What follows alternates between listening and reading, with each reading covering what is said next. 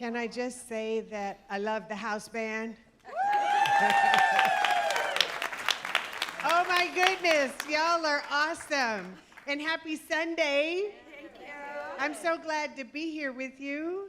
And I bring you greetings. First of all, before I do that, I need to keep myself on track because I can get off track. As I was sitting over there, just wanted to acknowledge that I'm playing on a team where Jessica, Shira, and I sit on a team together. We're We're here in Santa Cruz together, and so I'm delighted for that. I just want to acknowledge it. Yeah. And I bring you greetings from the Oakland Center for Spiritual Living, which is on Huichin, Chochenyo people territory. And your Elijah, Reverend Elijah Christopher, Reverend Elijah Christopher is there right now because we did a pulpit swap. So I love the collaboration, and I'm being well taken care of, and I know my people are taking care of them. So yay for that. Yay. It's so good today. I want to take a moment to pause. This is the weekend that we celebrate Memorial Day, and I want to acknowledge our people, any of our people who have given of themselves, their service to serve this country. And I invite you, if you're willing and able, you're welcome to stand. If you have someone who did serve and lost their lives, you're welcome to stand or raise your hand, and let's just take a moment of silence. Go ahead if you'd like.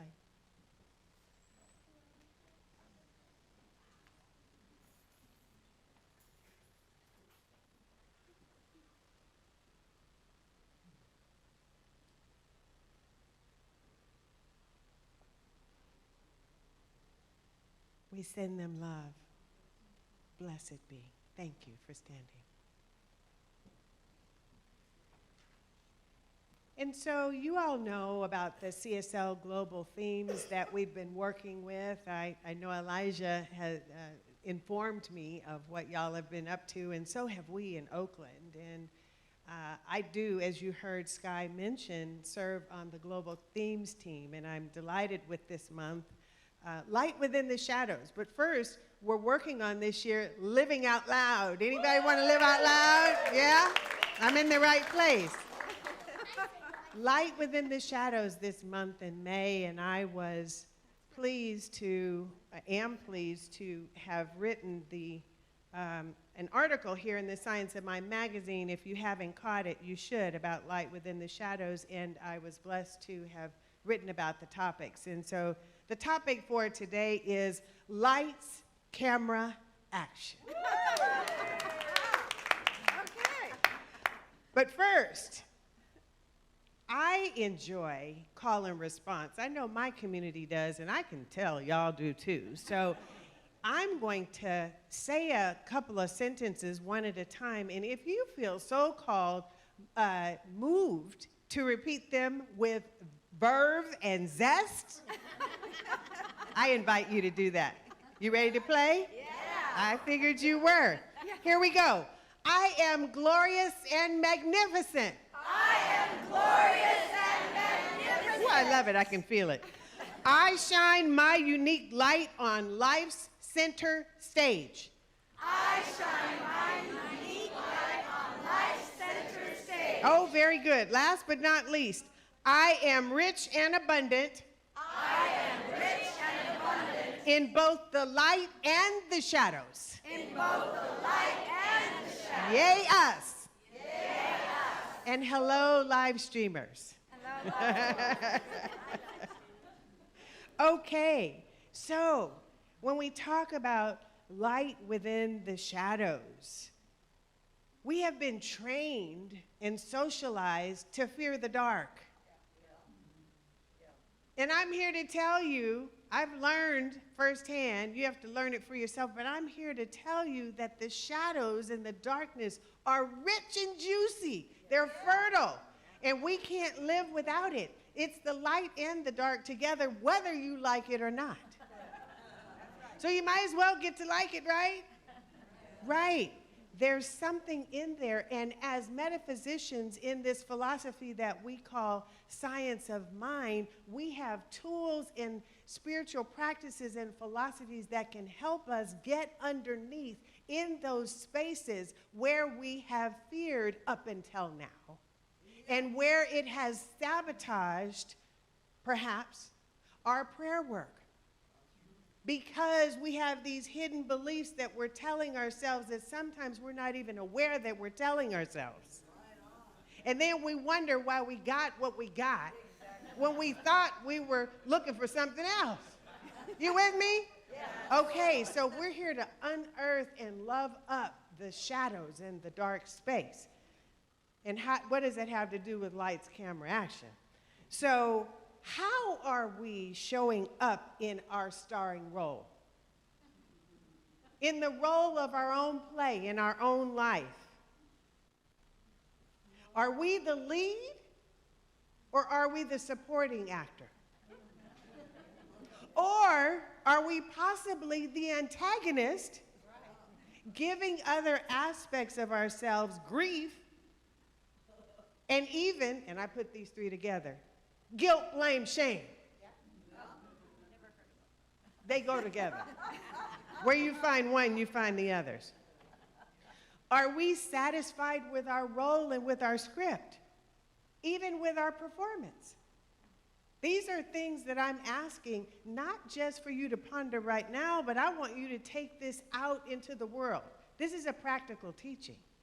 I want to seep into your soul to allow you the opportunity to look at it and to explore it. And what I love is to lean in with curiosity and wonderment. When you do that, when you lean in, if I lean into you, it's open. I can't lean in like this. I have to lean in and be open. And when you're open, you get the answer. You'll hear it if you're looking for it, if you're open and receptive. So I ask about this starring role. What would you change if you could? Do we even like our story? You know, we're good at telling ourselves stories, right? And sometimes we even live in the story that sabotages, as I mentioned earlier. And it's swirling around, and sometimes we don't even know we're telling the story. That's why meditation is so good. And people say, I can't really meditate. Yes, you can. Why do they say that? Because they feel like they can't sit still. They feel like their mind can't clear. Well, unless you practice it, you won't be able to. But the more you practice it, the quieter you get, the more you allow that stuff that's in the underneath to come up so that you can see it, you can witness it, you can heal it, and you can release it. Amen. So, Yeah. this is the way it works in our science of mind philosophy. This is straight up science of mind, what I'm talking about. You know, our spiritual practices help us to what I call in my doctoral work, which is about authentic self-expression. I have several original concepts in there, and I'm going to give you one right now, and who knows, by the end of this, I may give you a couple. It's called the putter process. Putter. It's like you might putter around. Here it is. Peel, uncover, discover, and recover your authentic self from within. In order to be able to see who we really are, we have to peel the layers and uncover, allow it to come up and recover even, and discover ourselves from the very core. Then we can take our center stage. Sometimes we might take the stage, and if we've been allowing those people who will get into our minds and tell us who we are if we let them, they are dictating what role we play. They're dictating our story and our script. And we wouldn't be here if we didn't want to do more, be more. Help Mother Earth to be restored for us to live here together. What does CSL say? To make it a world that works for all. This is the way we do it, is to do our part. If we work on ourselves, if everybody stayed in their lane and worked on themselves, we wouldn't be where we are today. That's right. So that's how you do it with the putter process, right? Peel, uncover, discover, and recover our true, authentic self. Then we can create a new story, one that serves us and serves the world. And we can heal our trauma that these old stories have plagued us with. So, you know, some people want to live in dress rehearsal. And because they don't want to move on to the real thing. When you move on to the real thing, guess what? It requires accountability and responsibility. And some people don't want to take that. They don't want to take responsibility for something they've done or said to themselves or someone else. But when you do, it's a healed space. And people are afraid sometimes, we are afraid sometimes of messing things up or drawing too much attention or being too bold or living out loud. Has anybody ever experienced a feeling where people feel like they are too much? Yes. And what do? You believe it. Yeah. And you dumb down. Yes. Because I'm too much. Right. Who said? What makes you think they're right? Spirit created us unique, each and every one of us. There's no two alike. No two blades of grass. They look just alike, maybe. Twins, grains of sand, leaves on the tree. Y'all have heard this. No two are alike, even if they look alike. Or else there would have been one. Spirit wouldn't have put us here if it didn't have a reason for us to be here. Like Jessica said, we are on purpose. We have a reason for being here. So why not live up into it? Oh, boy. And discover who we are. We may have a unique laugh, or we may have that innate quality about us that calms people and makes them feel welcome. Or we may have the bug of an activism that causes us to be out on the front picket lines. Or we may be that one who likes to meditate and hold the space. Whatever it is, it has a purpose. And I invite you to live up into it and come on to this center stage of life.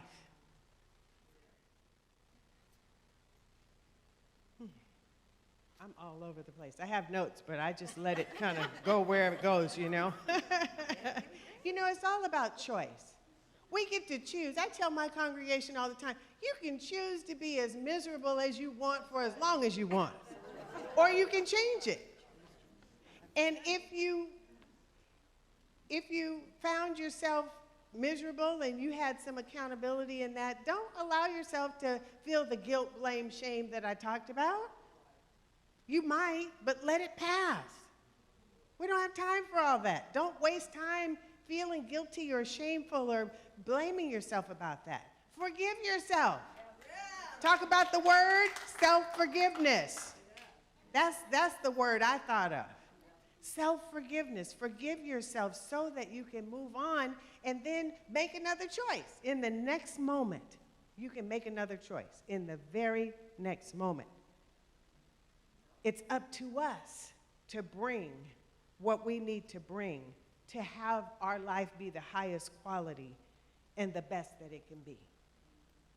And I ask, are you holding back? Yes. And be honest with yourself. I'm glad. I heard a yes and a no. Right, baby, that's fine. I love that. The young ones, they said they're not holding back. That's okay.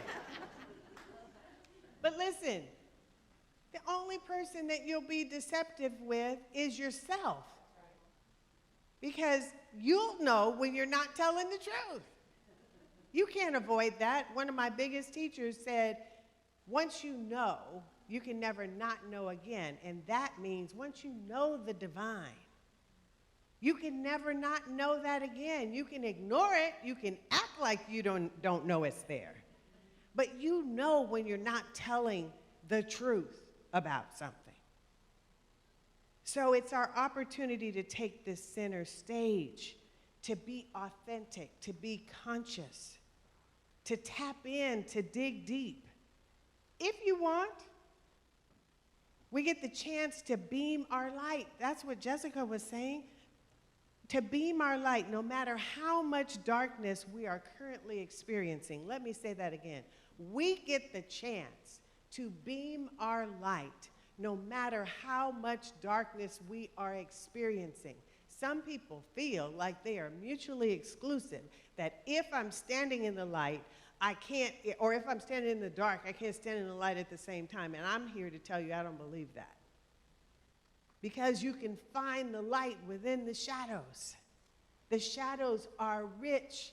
The last couple of years for me, personally, especially during the pandemic, I was in a dark time. Oh my goodness. And it took me to get through it to realize how much I was in it. But you know what? The higher realms taught me to surrender into it, to let it go. You've heard that saying, what you resist persists. If we hold on to the tension, what are we going to get more of? Oh, how are you going to feel relaxed when you're all balled up like this? To the degree that you can pray and release and surrender and let go, doesn't that just feel different? You just saw my body language. You open up, you lean in. That's what I did. I leaned into the darkness. And I said, okay, I don't like you right now. But if I did, what do you have for me? Why are you here? I found the courage and what my grandmother called, I called her Grammio. I call her Grammio. She's on the other side, bless you. Her holy boldness. I had to find my holy boldness to lean into the shadows to hear what it had for me. And guess what? It helped me heal. It helped me not only to find and discover my light, because I already had it, I never lost it. It helped my light shine brighter through the shadows. And I discovered different aspects of myself. When I really paid attention, I let myself feel my emotions rather than push them away. Because they're all important, right? And then, with Grammio's holy boldness, I was able to invite all of them to the table and say, you are welcome here. So that I could experience greater wholeness and greater oneness. Therefore, I can take my center stage and not hide. And not let it have to be an act. That I'm really living life fully. Like I was intended to, which means that I'm living on purpose and in service to life. Are you doing that? I'm asking. So much more. So in my early 20s, as I was preparing for this, I was thinking, in my early 20s, just yesterday, I wanted to be a high fashion model. And so I did some modeling. I went to Los Angeles, I took some training, and I was doing some modeling, and what I realized, because I wanted to be a top model, but I began to sense and realize that I might have to do or say or become some things that didn't feel comfortable for me to do or say. And I might be out of my own integrity.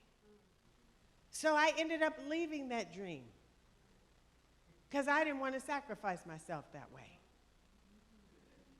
But now, if I got back into modeling, even though I'd be an older model, I could do it now. I could do it and do it with attitude. Because I know who I am. Not to say I didn't know who I was then, but I didn't know how to be myself and be that. But I know how to be myself wherever I am, because I take myself with me wherever I go. So, as I thought of this, and I was like, okay, this makes sense now, because I'm a sparkle girl. You wouldn't know it today, but I got on colors and flowers and stuff, so I'm bright, but usually my community knows I'm sparkling. So I promise you, if I come back here next time, I'm going to be sparkling, okay? But because I guess I'm just into this glamour thing, into glamour and sparkle and shine or whatever. And some people don't want to do it like that. That's fine, I got that. They may have something else. We all need to do it our way. I'm living unapologetically, and I invite you to do the same.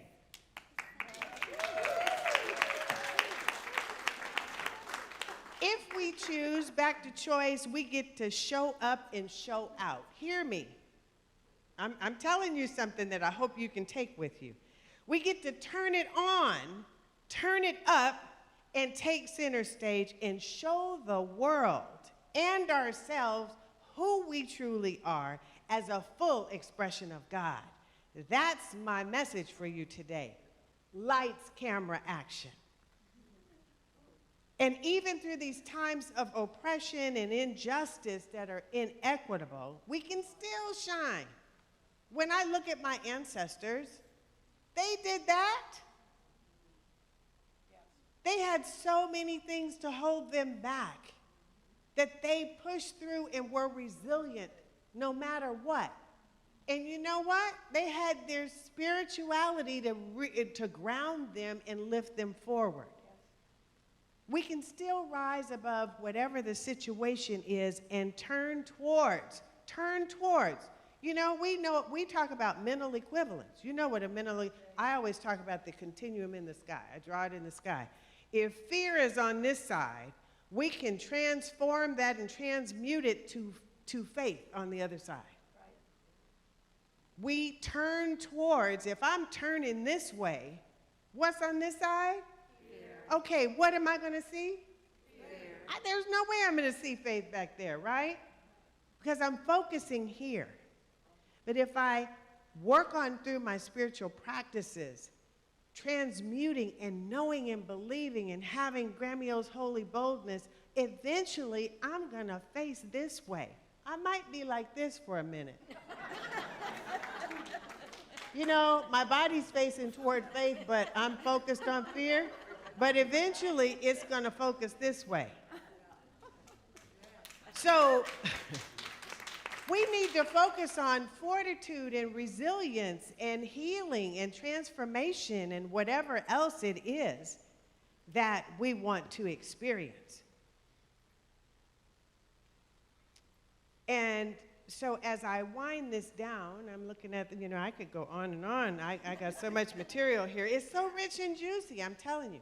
How many of you know that we're in the Great Turning? Anybody ever heard of the Great Turning? Yeah, and what that means is that we are moving from a world of the patriarchal, capitalistic structures that we grew up in that have caused some of the issues that we're having into something else, something that works better for everyone.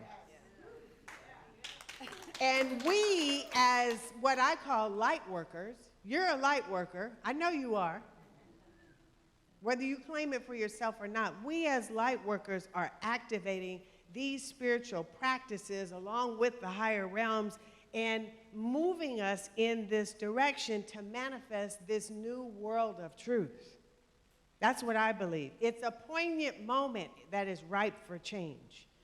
And so ask yourself, am I doing my part to help the underserved, the underrepresented, the underprivileged in creating these opportunities? Am I doing whatever my gift is? Am I bringing my light? Am I shining my light? Am I doing my work?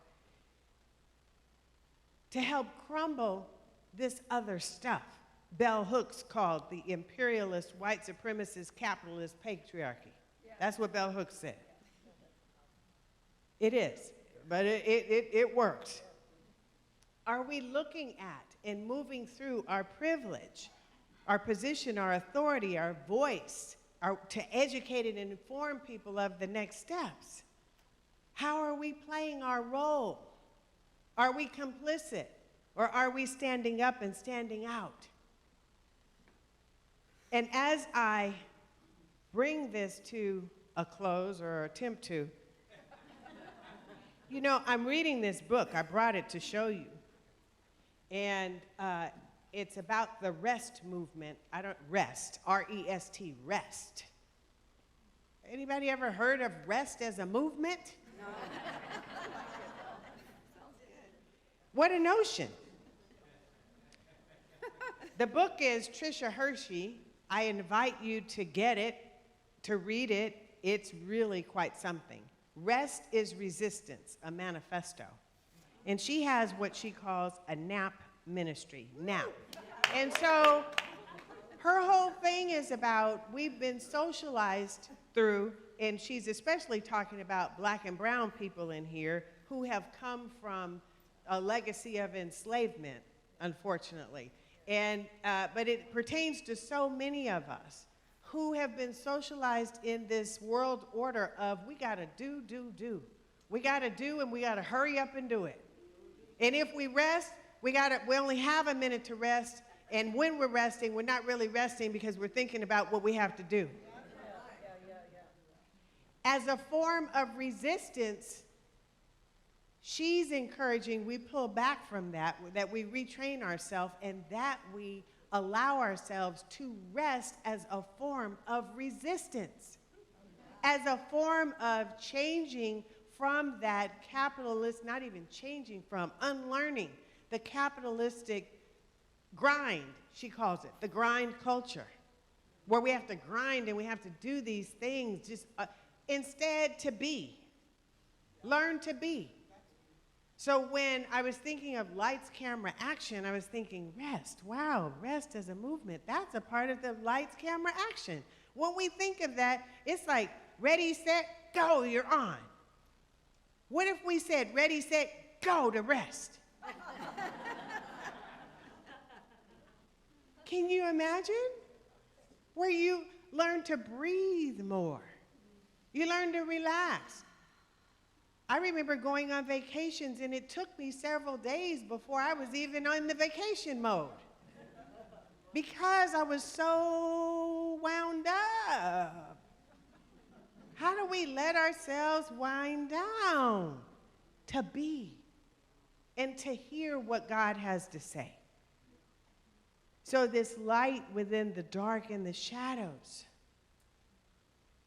has something in it. Tease it out for yourself. Prioritize yourself to rest. Prioritize yourself to explore this that I'm talking about. So here's really, I'm going to bring it to close. I keep saying that, huh? And I keep seeing something else. It's like, oh, but I got to tell them that part. We're all here for such a time as this, to support the healing of the planet. I believe that, or else we wouldn't be here. All its life forms and beyond.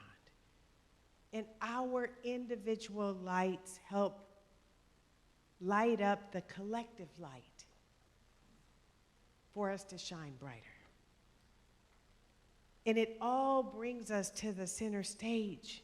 What we may call the imperfection of God is really the perfection of God. Yes. We're perfect just as we are. Just as we are. There is no such thing as being broken in God. We are as we are and can show up just like that. I'm here to tell you, you are welcome here. I know y'all know that you're welcome here. I'm talking broader. We are all welcome here. We must realize that there is wholeness even in what seems like is brokenness. There is healing in the midst of the vulnerability and courage. That's what it takes for the healing. to come raw and naked. If we bring our light and our shadows, our nooks and our crannies, and everything else to the center stage, it makes for an authentic, genuine, and stellar performance and participation in life. It's not only holistic with an H, it's holistic with a WH. And that's what it's all about. That's it. That's it. So in the spirit of that, let us take this to prayer. Oh, infinite, perfect Spirit, you are welcome here. You are welcome here in my consciousness. I welcome you into this space that you created as me, and that I am created, and we all are created in your image and likeness with it, which is eternal and forever expressing. So right now, we, in the sound of my voice, recenter ourselves in your perfection as us. For we are as you are. You are the infinite and the eternal presence, that divine and creative source of everlasting life. And we are that. We are individualized expressions of that. Oh, what a joy and a glory it is to know this, and to accept it, to receive it, to lean into it, and to grow more and stretch more into that infinite presence as us. It is from this place that we allow the knower within us to know the divine truth.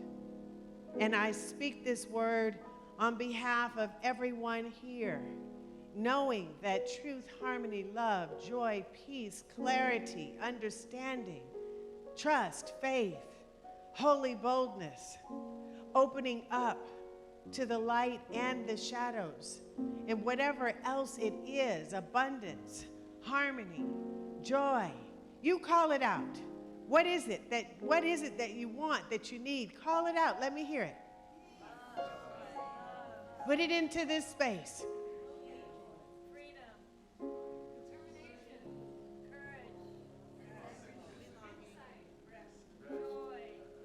Beautiful. All the live streamers, you're calling it out too. And I invite you to call out the names of the people that you want to pray for that are on your prayer list.